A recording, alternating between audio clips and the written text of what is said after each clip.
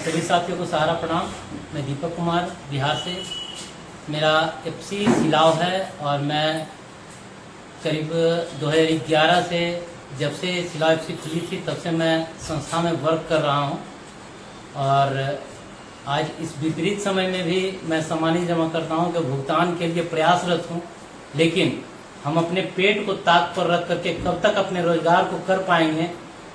या कब तक हम जीवित रह पाएंगे ये भी हमें मालूम नहीं। आज इस विपरीत समय में हमें प्रधानमंत्री, राष्ट्रपति, हमारे मुख्य न्यायाधीश जो भी हैं, मैं उनसे करबद्ध प्रार्थना ये करता हूं कि अगर आप हमें रोजगार बहाल नहीं करवा सकते हैं, आप हमें अपनी अस्तित्व, अपनी गरिमा, जो हमारा जीवन है उसको जीने का रास्ता मुहैया नहीं करा सकते हैं, तो आप जो आसान आपको समझ में आए उसके लिए आप हमें इच्छा मृत्यु की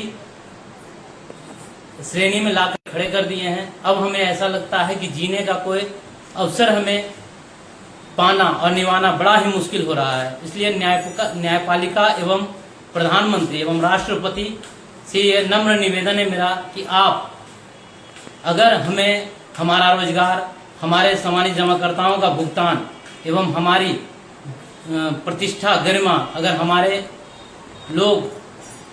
अगर हमें इस विपरीत समय में प्रताड़ित और जलील कर रहे हैं, तो ये जो न्यायिक व्यवस्था है जिसके कारण देर सवेर हो रहा है, ठीक है हमारा भुगतान पोर्टल के माध्यम से हो रहा है, लेकिन बहुत ही परेशानी और बहुत ही दयनीय स्थिति में हो रहा है। जो जमाकर्ता फूटी कौड़ी कर करके जमा कर रहे थे, आज उन्हें भुगतान लेने के लिए कभी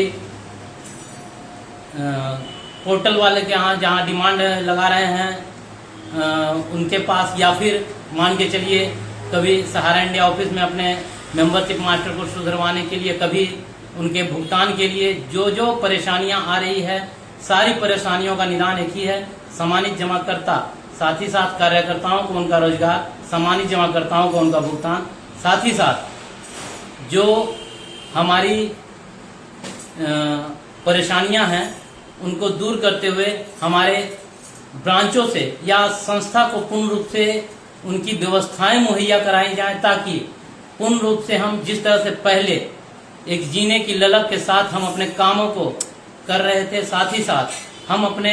परेशानियों को दरकिनार करते हुए जिस तरह से हम जीवन जीना चाह रहे थे, उसी तरह से अगर संस्था के हाथ में बागडोर दे दिया जाए तो निश्चित तौर से उन परेशानियों से हम बाहर निकलते हुए एक बेहतर भविष्य बनाते हुए, निश्चित तौर से ये आपको सभी को विश्वास दिलाते हैं, जब संस्था के हाथ में बागडोर आएगी तो हम कदम में कदम मिला करके सामान्य जमाकर्ताओं के भुगतान के लिए एवं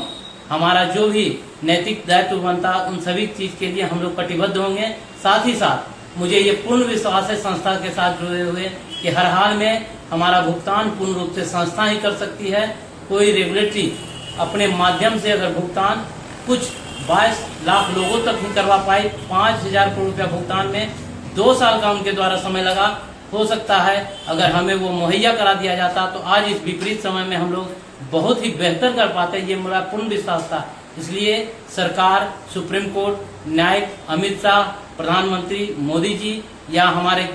जो भी ऐसे सदस्य हैं जो हमें बेहतर भविष्य मुहैया करवा सकते हैं या बेहतर माहौल में हमें फिर से जिंदा